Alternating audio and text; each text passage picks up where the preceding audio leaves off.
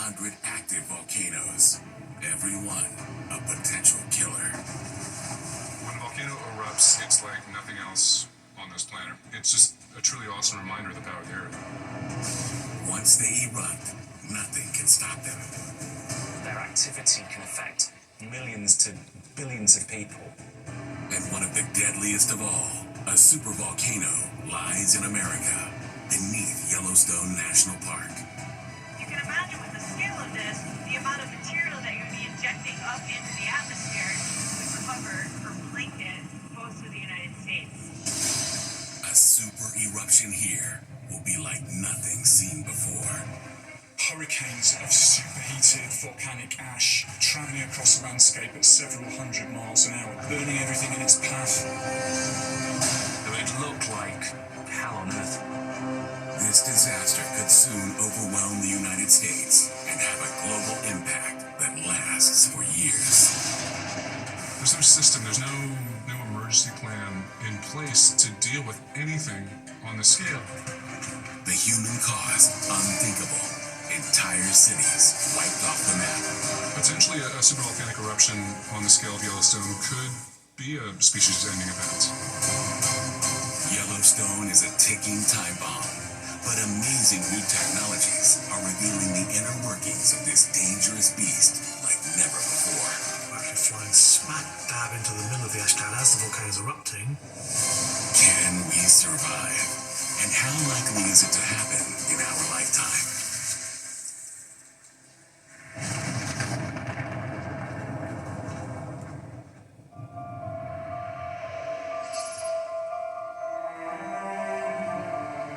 Yellowstone. Its breathtaking beauty has attracted both settlers and tourists for thousands of years. Yellowstone is really an amazing natural wonder. There's a reason why it was one of the first national parks the U.S. ever created. The park is home to an extraordinary range of wildlife. It's been called America's Serengeti. From elk and bison to super predators like grizzly bears. You get a glimpse of what the U.S. West used to be like before it was settled, before it was cleared, before it was turned a bunch of it into farmland. Yellowstone is more than a haven for wildlife. The forces that shape the land makes for a park like none other. Yellowstone has a sense of magic around it. It's really being able to see the workings of geology in real time. Across the park, there are more than 10,000 spewing, colorful, and wildly energetic geothermal features. From the mighty Old Faithful geyser, spouting up to 8,400 gallons of water every time it gushes, to Mammoth Hot Springs, a fantastical landscape of limestone terraces.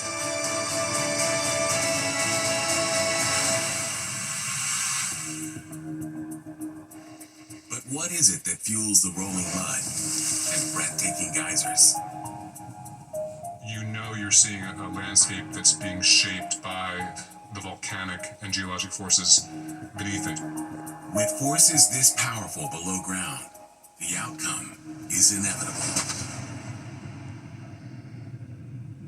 There's going to be one day with Yellowstone where enough pressure, enough heat, enough energy will build in that system that it will actually burst through the surface all at once. Yellowstone is a disaster waiting to happen, with the power to change the face of the Earth. To better understand the impact of a modern-day superblast, scientists look to the deadliest eruption recorded so far in U.S. history.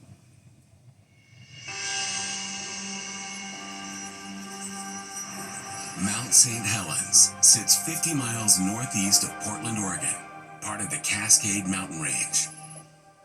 It's young in geological terms. Its highest peaks only formed within the last 100,000 years. The Pacific Northwest of the USA is famous for its volcanoes. There's a long line of them going up from California up through Oregon and into Washington State.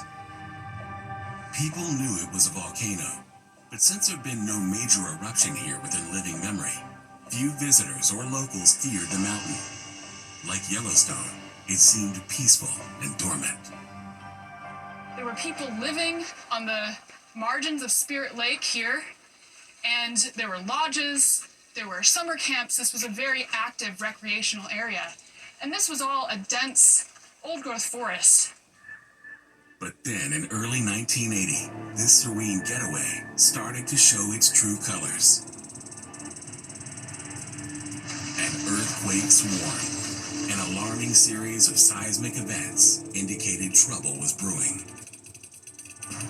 The signs of an impending eruption really became obvious as a flank of the volcano was bulging out tens and eventually about 100 meters. This is a phenomenal scale of what we call ground deformation. That bulge was new magma coming into the volcano, and it was growing at a rate of 5 feet per day. So that alerted scientists, it alerted locals that there was something seriously going on at Mount St. Helens. Geologist Keith Wenholm couldn't resist getting a closer look at this development happening in real time. I got there in the afternoon with a six-pack of beer and a science fiction novel and sat there and watched. And the mountain was very similar to what you see today. Just quiet, a mountain off in the distance. Keith set up camp at an observation point 10 miles from the mountain. If you think you're 10 miles from the center of a city and a bomb goes off or something, you're pretty safe because in our normal day-to-day life, nothing gets us from 10 miles. But then, at 8:32 a.m., May 18th, Keith witnessed something he couldn't believe. I glanced out at the mountain, and the entire north face of Mount St. Helens was sliding down. The deadly eruption had begun. Immediately, a magnitude 5.1 quake triggered a landslide, and not just any landslide. This was the largest in all of recorded history, barreling down the mountain at up to 155 miles per hour. This cloud kept coming towards me, and so I just said, I have to get out of here. Keith bolted to his vehicle and raced down the mountain. I was frantically driving down the road, trying to escape an onrushing ash cloud. There were golf ball-sized rocks coming through the trees and cascading down around me. Narrowly escaping death, Keith survived Mother Nature's wrath by following another vehicle to safety.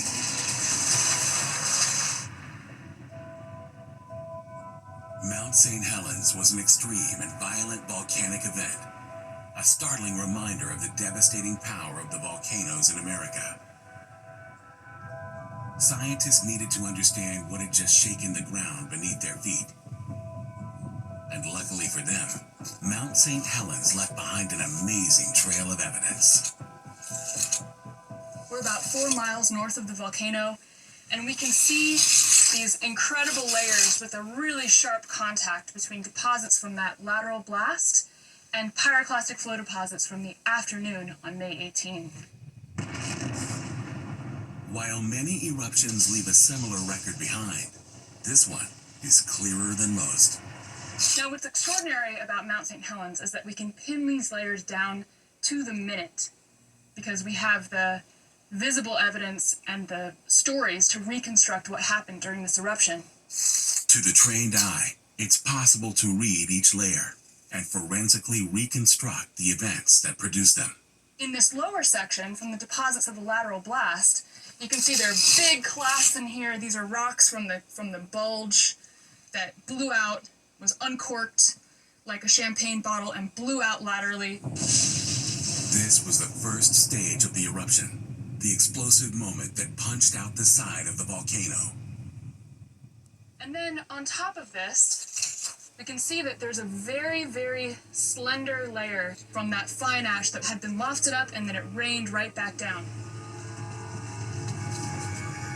The geology bears witness to a deadly torrent of superheated gas and ash, known as pyroclastic flows. After the eruption column rose vertically into the atmosphere, 17 to 18 kilometers, There were boil-over pyroclastic flows, meaning the eruption column filled up the crater and kind of spilled over.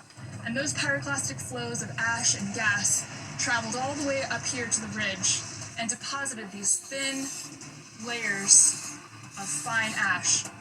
The 9-hour eruption killed 57 people, destroyed 200 homes, 47 bridges, and 185 miles of highway.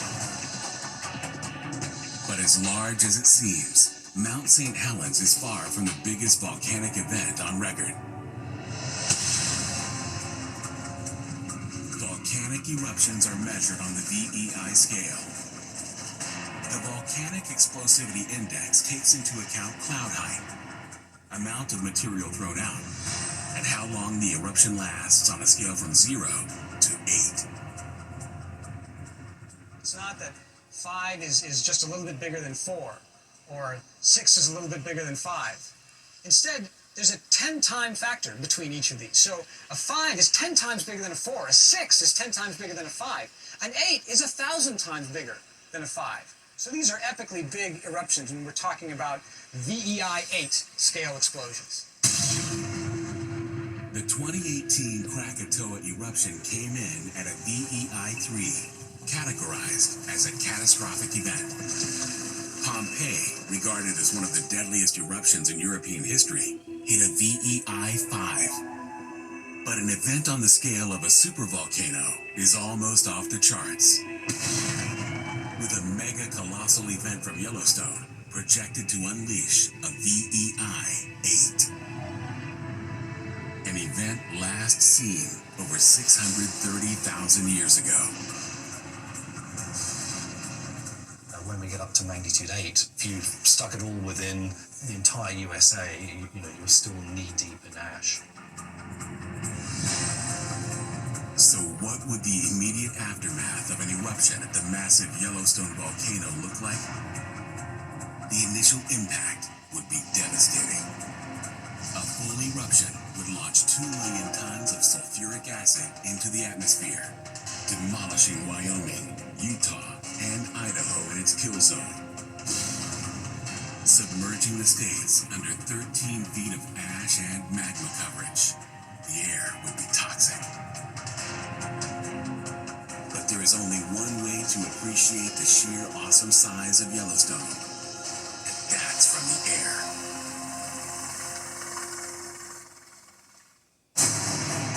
We are so close to finding that Aztec gold. This is a massive underground structure. Prefab it, man.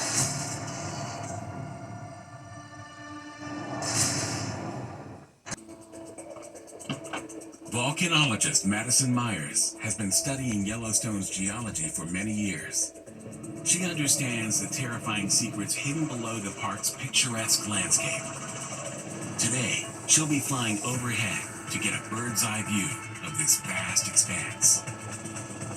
We're flying over a really large hydrothermal field. And so this is shown by all of this kind of white material that we see. We see hydrothermal pools everywhere. So this is the signal of Yellowstone saying, I'm still here, I'm a magma body, pay attention to me. It's this intense heat, driven by underground magma, that's given rise to many of Yellowstone's most iconic sites. Grand Prismatic is the largest hot spring in the U.S. and 3rd largest in the entire world. Grand Prismatic is supplying the heat that is necessary to fuel this geothermal activity. Yet the Yellowstone ecosystem contains one geological feature so large, it simply cannot be grasped from the ground level. Its epic scale can only be appreciated from way above. We are approaching Yellowstone caldera. We're approaching the edge here, and you can see that there's kind of a cliff feel to what we're about to see. A caldera is what forms after a magma chamber empties out in a supervolcanic eruption. With nothing left to support the ground above an empty chamber, it collapses, leaving a cauldron-shaped depression. It's only from this vantage point that the full scale of the Yellowstone caldera is visible. And And to give you perspective, it's taking us about 20 minutes to fly from one side of the caldera to the other side of the caldera. So it seems like everything that Yellowstone does in supersizes. Geologists think this gigantic caldera formed in Yellowstone's last super eruption 640,000 years ago and measures 35 miles by 45 miles. It would have been right at the top of the volcanic explosivity index. The ash fall alone from this event would have had a continent-wide impact. You can imagine with the scale of this, the amount of material that you'd be injecting up into the atmosphere, it would cover or blanket most of the United States. And this would be something that would not be a quick event. This would likely occur over days or weeks. Within the first 24 hours of a new eruption, scientists predict a 10-foot layer of molten ash would spread up to 1,000 miles from the park. Depending on wind direction, the rest of Colorado, South Dakota, Nebraska, and Kansas are engulfed in the primary ash zone as the plumes of toxic clouds choke the skies. Any living creature in America would be in grave danger, potentially smothered by ashfall. Before we understood that Yellowstone was a volcano, there was a smoking gun for the destruction these catastrophic eruptions can cause. But in an unlikely place, about 1,000 miles away in Nebraska. In 1971, paleontologist Mike Voorhees was out in the field in Nebraska, mapping rock exposures at a farm, when a protruding bone caught his eye. There happened to be a skull of a baby rhinoceros sticking out of this ash bed. And once we started checking it out, it turned out that there was not just one, but hundreds and hundreds and hundreds of skeletons buried in this ash bed. Mike had stumbled across a giant prehistoric graveyard, and now he works in a unique and active museum uncovering the mysteries hidden beneath his feet. This is the one place in the world where you could stand and see whole three-dimensional skeletons of large animals preserved in volcanic ash. So it is something unusual to turn up at the edge of a cornfield in Nebraska. When you dig down to the bottom of the volcanic ash, you would be looking at what the bottom of the water hole looked like on the day before the ash fell. This was something that happened almost 12 million years ago. Herds of prehistoric rhinoceroses, camels, and horses met their death in a water hole. All these animals were buried in ash that remained relatively soft, so they're incredibly well preserved. One rhino still bears her unborn fetus, and in others, we can actually see the contents of their last meal. The question was, what had killed all these animals? Turns out, there was a clue in the bones. Dr. Winsome Yu is a veterinary pathologist. When cadavers arrive at the lab, it's her job to perform a necropsy, or animal autopsy, to determine the cause of death. A normal, healthy skeleton, the bones will be smooth, they'll be thin, they won't have these bumps and fluffy protrusions. This bone growth is an affliction known as Marie's disease. So this is excess bone growth that would be similar to what you would see in Marie's disease or hypertrophic osteopathy. This is the rear foot of a cat that has these bony proliferations around the toes, and then the paw, and around the nasal cavity, and then finally a little bit here around the mandible. Generally in veterinary species, this happens due to lung disease, so it could be tuberculosis or some sort of pneumonia, or most commonly it would be seen in cancer.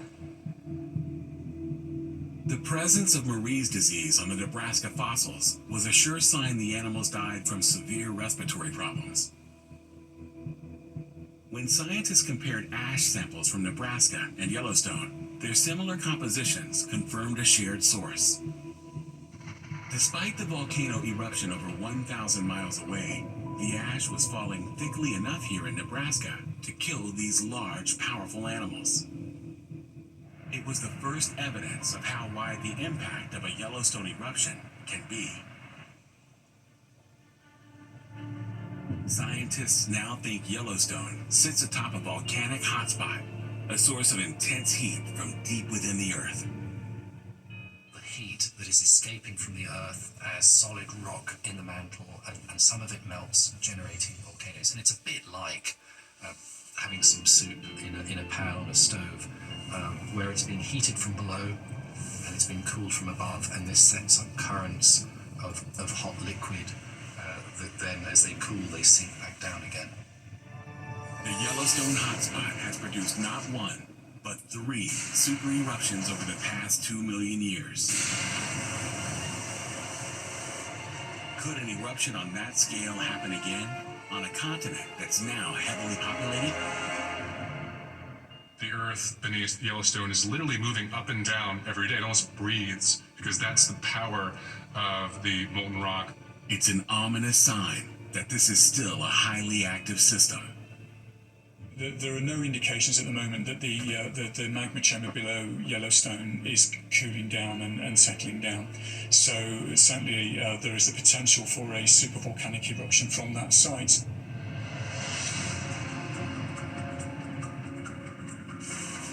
One of the deadliest effects of a Yellowstone super eruption would be the massive volume of volcanic ash ejected. Seattle, San Francisco, and Los Angeles in the west, to New York and Washington, D.C. in the east, would be covered in between 6 to 10 feet of ash. Yellowstone could once again blanket all of the U.S. But to learn more about the risks, its vital scientists explore volcanoes' inner workings. And to do that, it's necessary to venture deep underground.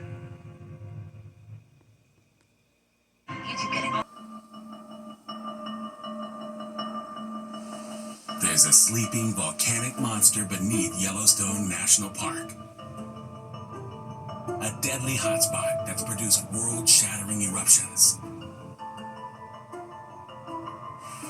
Yellowstone volcano has been responsible for 3 super eruptions, one 2 million years ago, one 1.3 million years ago, the most recent 640,000 years ago. Each of these eruptions had a devastating impact on what is now the United States. These were all colossal events that dispersed ash over a very wide part of the American continent. We can locate still the ash deposits in many places. Today, a super eruption would cause power grids to fail across the U.S. Inhaling the toxic ash would cause millions of deaths, with people buried below it, like a modern-day Pompeii. But to understand the subterranean causes of Yellowstone's previous eruptions, you need to travel thousands of miles across the Atlantic to Iceland.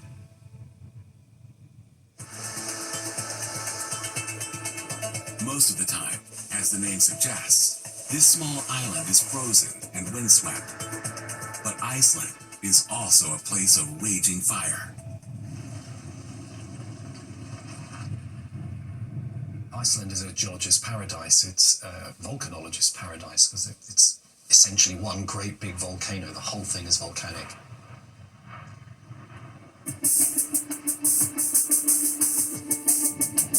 Volcanologist Freystein Sigmundsson studies Iceland's extraordinary geology. Today, he's heading into the field to explore a hidden giant.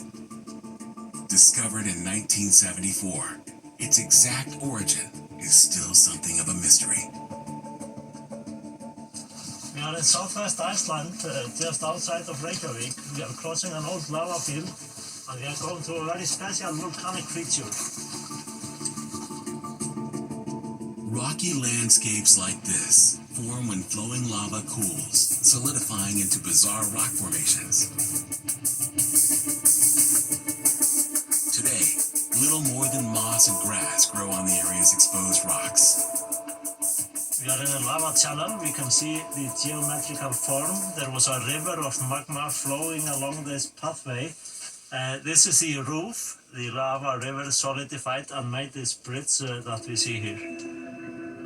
Freystein is following the trail back to its source. It leads him to the craggy summit of the Three Nugagia volcano. Currently inactive, its last major eruption was around 4,000 years ago. Freystein is about to do something that would mean certain death anywhere else in the world. He's going to explore inside a magma chamber.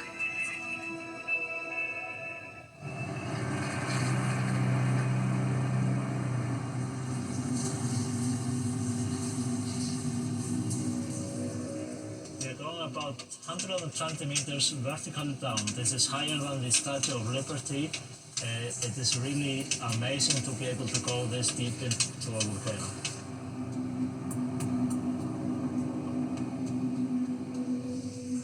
Years ago, this chamber was seething with molten rock at over 2,000 degrees Fahrenheit. Just prior to its eruption, the pressure would have mounted, eventually reaching the point of no return. Understanding this behavior could serve as a warning for Yellowstone. Today, the chamber is fully drained, leaving only a huge empty cavern. It extends almost 700 feet into the depths. This is a very special place because normally at the end of an eruption, the magma plumbing system solidifies and we can't see it. This vast cavern was once bursting with molten rock.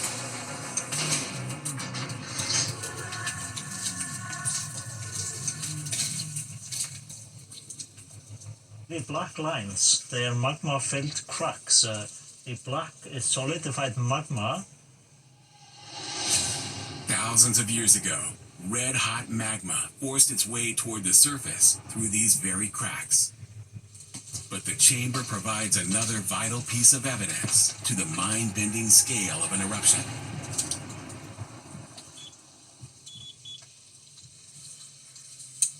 This is about 80 meters wide, and the other dimension it's about 40 meters. We know it's about 120 meters high. Freystein measures each side of the chamber to estimate its total volume. And the results are staggering. Around 250,000 cubic meters, equivalent to nearly 400 Olympic swimming pools. When it erupted, it was a massive volcanic event, but it would be dwarfed by a supervolcano eruption. In the last eruption here in Iceland in 2014 to 15, we had about 1.4 cubic kilometer erupted. We know that the biggest eruptions of Yellowstone, they are about 1 million times bigger than the volume we can see in this chamber. A full-size super eruption would be a geological event on a totally different scale. Potentially big enough to reshape a continent. So just how large is the present-day magma chamber sitting beneath Yellowstone?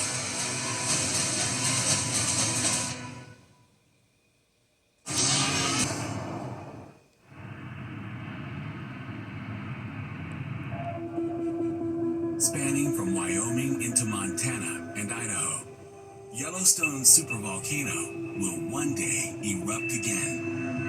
It will be a global catastrophe, with the dangerous volcanic clouds reaching as far as Europe within the first 72 hours.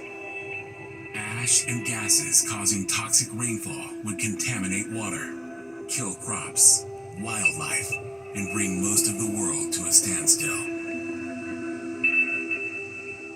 If there were to be a large explosive eruption, then the ash entering the atmosphere would get high enough that it would go global. It would affect all parts of the Earth.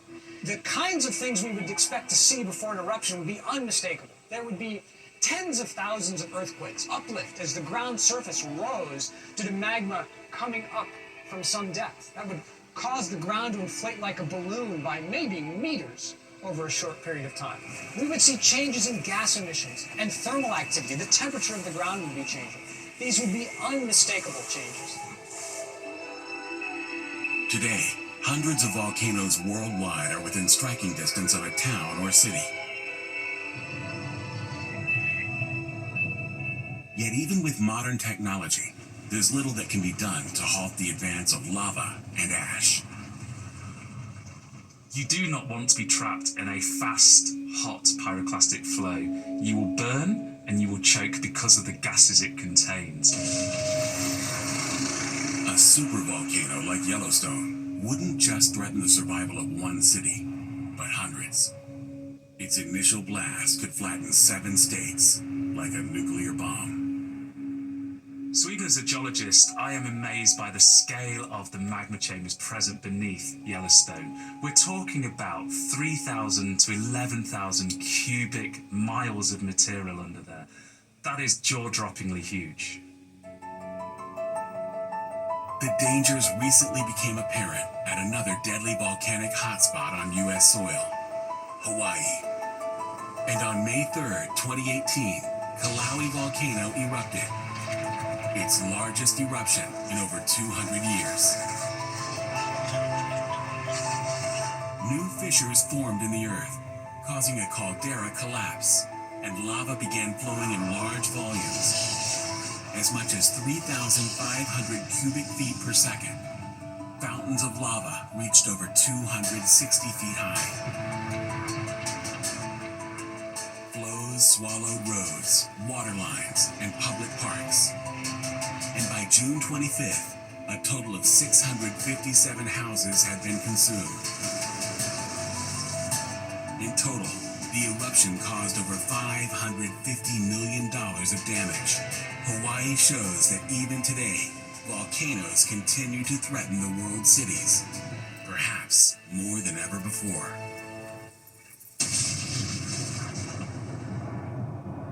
For those caught up in these events, it can be a terrifying experience. New Zealand's White Island had long been a popular tourist attraction, a place to witness the steam and sulfur of a slumbering volcano. On the afternoon of December 9th, 2019, there were 47 visitors on the island when it suddenly awoke in an eruption lasting just a few minutes.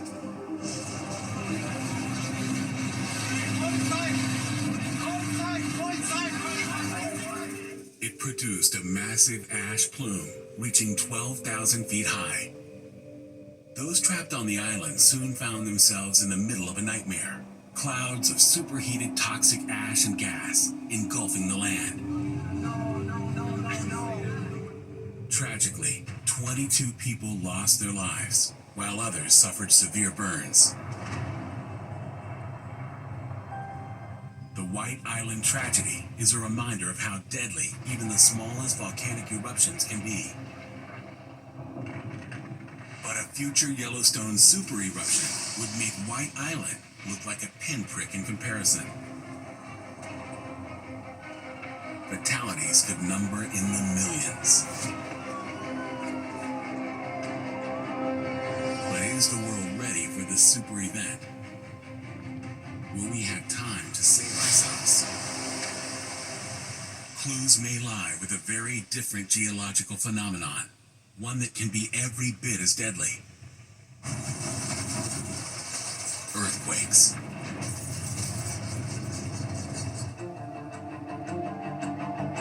Quakes have their origin deep within the Earth's crust, often where tectonic plates collide. Earthquakes form due to the rocks which are being stressed, so they're being pushed, and then suddenly there's a catastrophic release of that energy, and that energy is an earthquake. The results frequently create carnage. In 2009, there was the L'Aquila earthquake in central Italy, and that caused intense ground shaking, and that ground shaking caused many buildings in villages to fall to the ground.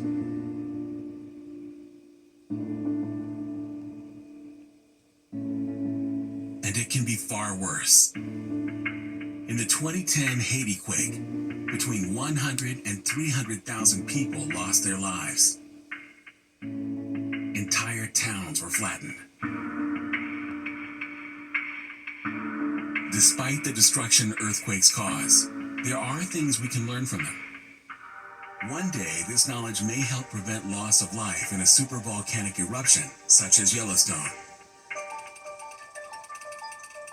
It's thanks to a technique known as seismic imaging that lets scientists peer into the inner workings of the planet. So we're trying to use the ways in which seismic waves, so acoustic sound waves, travel through the Earth to try and image areas of velocity change within the Earth. With this tool, they can hunt down and measure the size of pockets of molten magma below the ground. So we'd expect a seismic wave to take a certain amount of time to travel through a rock which isn't melting. But if there is some melting there, that seismic wave will travel more slowly. And so it's that anomaly which might tell us about the composition of the Earth, or those compositional anomalies. Using this approach, scientists have built up a complex 3D model of volcanic hotspots around the world. And when they look at the ground below Yellowstone, the results are alarming. It reveals an incredibly complex and quite unusual picture. We probably have in our head that most volcanic centres are underlain by one magma chamber, but Yellowstone actually seems to have two underneath it at different levels, and they are made of different types of magma. Not only are there two chambers instead of one, but the scale of each is simply terrifying. So these magma reservoirs underneath Yellowstone are absolutely enormous. The shallow one is about 3,000 cubic miles, and the deeper one is 4 times the size of that, almost 12,000 cubic miles. I can't, in my head, visualize how much melt that is. These chambers could contain enough magma to fill the Grand Canyon 14 times over. It's clear evidence that Yellowstone could still pack a massive punch. Geological history would tell us that Yellowstone in the future will have a big catastrophic eruption again. Whether we're here to see it is a different thing entirely, but it's likely to happen again. The wait could be as long as 1 million years, or it could be next month.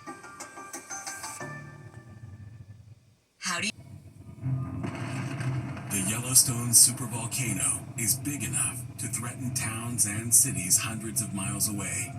And in the past, even small eruptions have shown just how disastrous they can be for anyone in their path.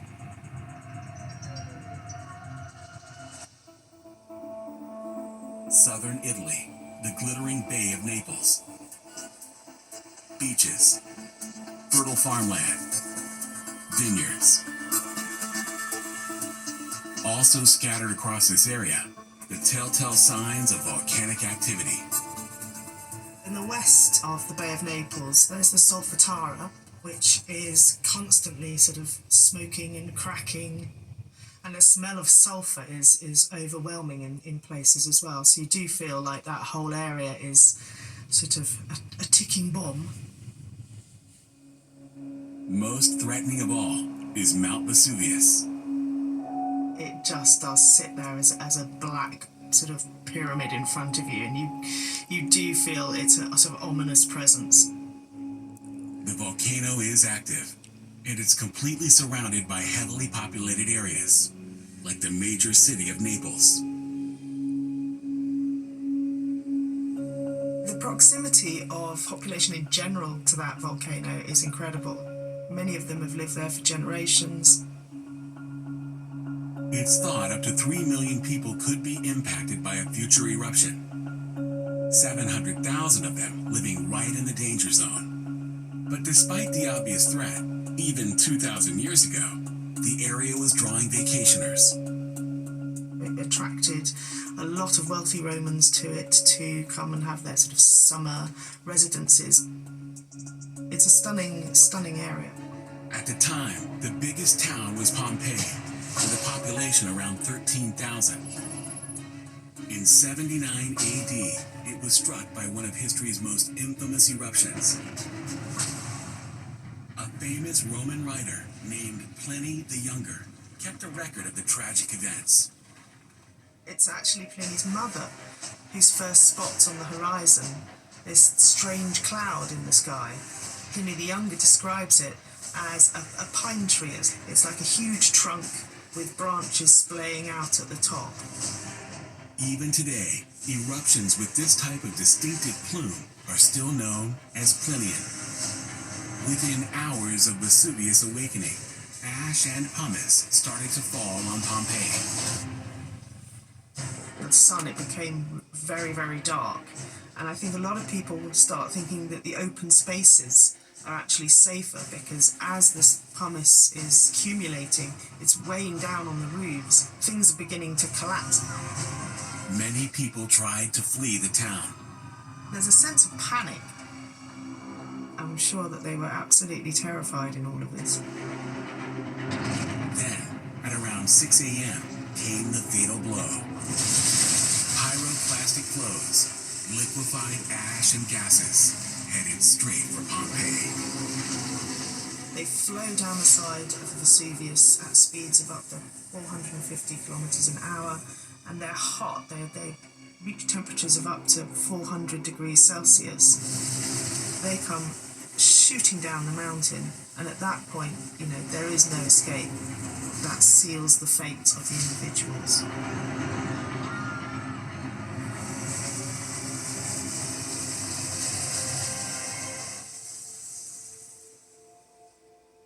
The 18-hour eruption completely buried the town in ash. Nobody knows for sure how many died, but the remains of over 1,000 victims have been discovered. Their decomposing bodies left voids from which archaeologists have made plaster molds. We see this sort of horror in the casts. It's incredibly poignant. We suddenly become sort of face to face with this horrendous end to their lives.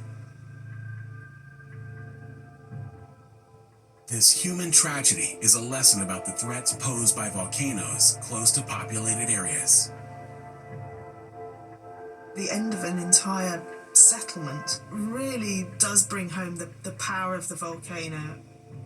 As humans, we don't always stand a chance against these things, and we are mortal, and in the face of natural disasters, we're on the losing side. A Yellowstone eruption has the potential to change the face of our planet. The initial blast killing millions. Its fallout would be felt across the US, South America, and Canada, with toxic ash clouds reaching Europe within 72 hours. Weeks later, parts of the Earth would be covered in sulfuric acid aerosols as we attempt to survive a nuclear winter.